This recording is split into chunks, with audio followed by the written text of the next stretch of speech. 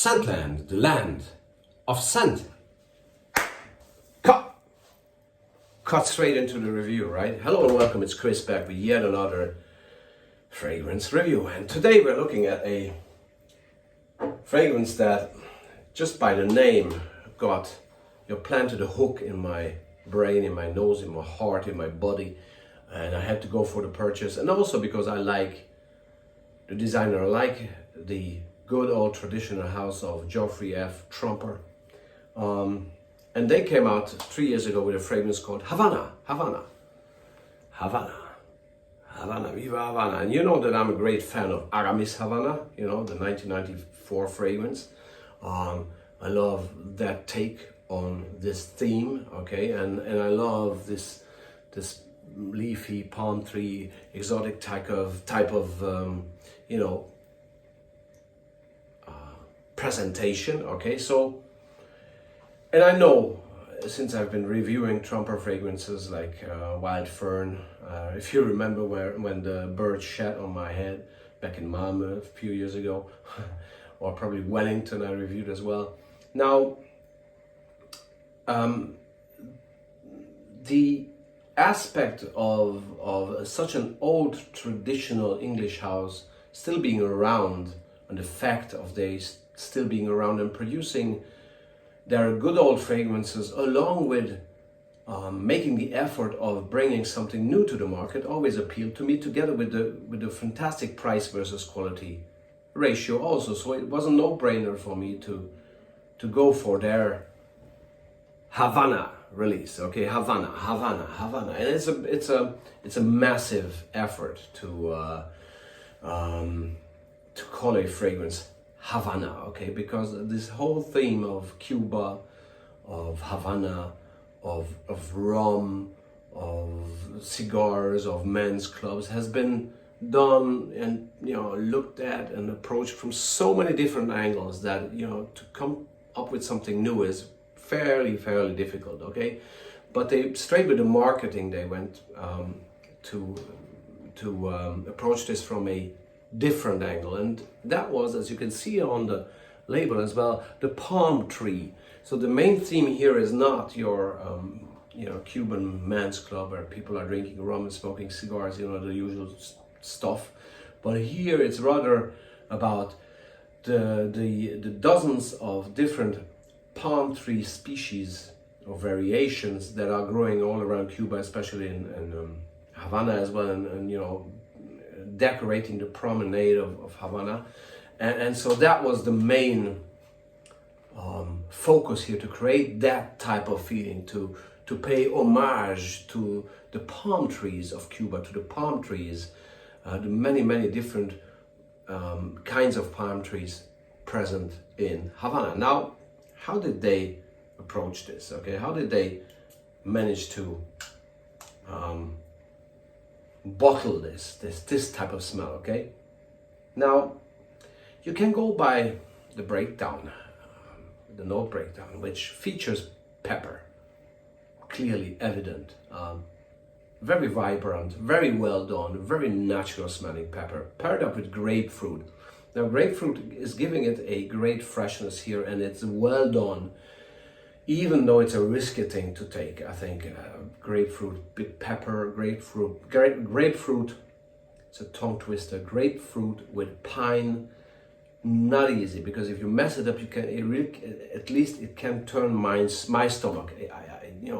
Grapefruit with me, according to my taste, if not blended well, can be tricky. Okay, but here I find it well done with the pepper, and then you have a sort of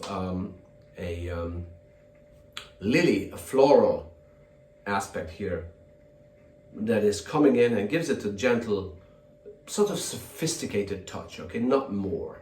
At the same time, you have cinnamon hitting straight away. You can feel and smell the sweetness. You would actually lick it. It's so good. And in the base, you have not very prominent but still present vetiver to provide some sort of base to this fragrance, okay. But the main theme here is really the pink pepper, grapefruit, and cinnamon combination.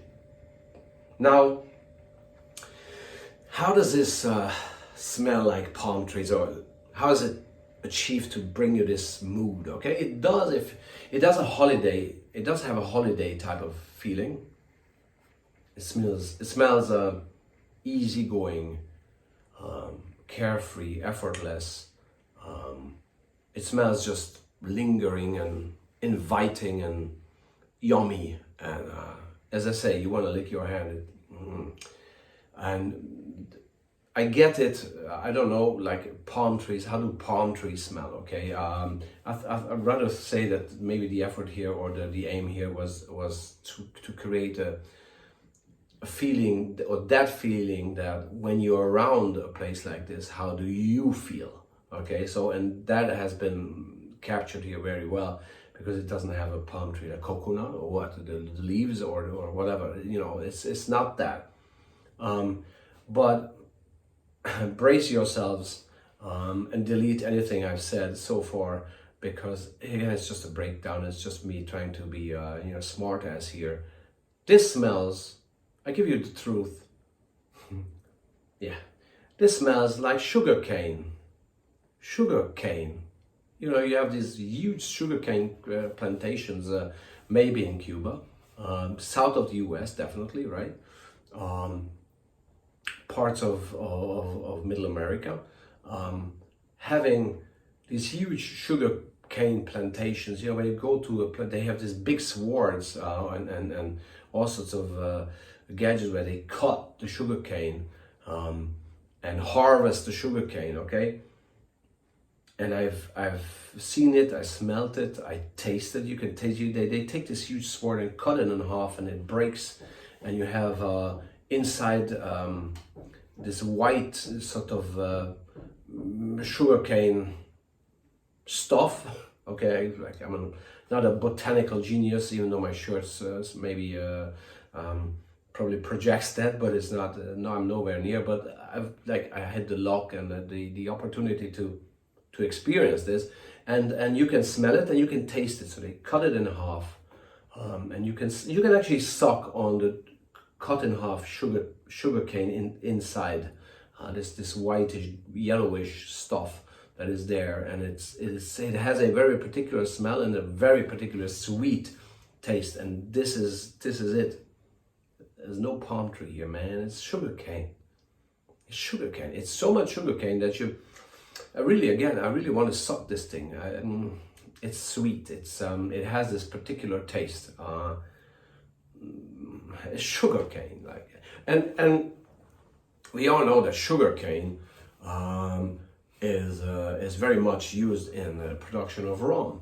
So there you go again. You know, so the direction and the overall marketing of this fragrance is I think is very much spot on, because it gives you a take on the Cuban feeling, the Havana feeling, from a different angle. So it's not your cigar. It's not necessarily the booze, the rum, but something out there in the countryside that, you know, if you make the effort, then you'll be able to smell, because it smells a bit exotic as well. Very inviting, very appealing, sweet, definitely. The only issue I have with this fragrance is that it lacks a bit of base. So after the cinnamon comes a bit of vetiver, and then this sugarcane feeling goes on for a while, like 4, 5, 6 hours, and then there's no real base note here, in my opinion. So, but you know what? Since this is supposed to be a holiday fragrance, you don't need to have a guaiac wood or patchouli or leather or pine, or whatever, pine anyway in Cuba. Come on, get you. So you don't need that type of base, because it's supposed to be lingering. Okay, so you don't put another additional heavy note in there just to sit on people's shoulders. Okay, so this is the vibe, and this is very much the direction and mood and feeling that I get from this fantastic fragrance, Havana by Trumper, a performance I mentioned, and it can be worn by anybody. It's a holiday fragrance in my opinion. If you turn up with this fragrance in the office, it's weird. You're walking in smelling like a sugarcane, okay? So, but for the holidays, perfect. I will take this on holidays, and it will go great with the ocean breeze and warm sand and palm trees, okay? And sun-kissed skin and that. Perfect. So great for holiday, great holiday fragrance.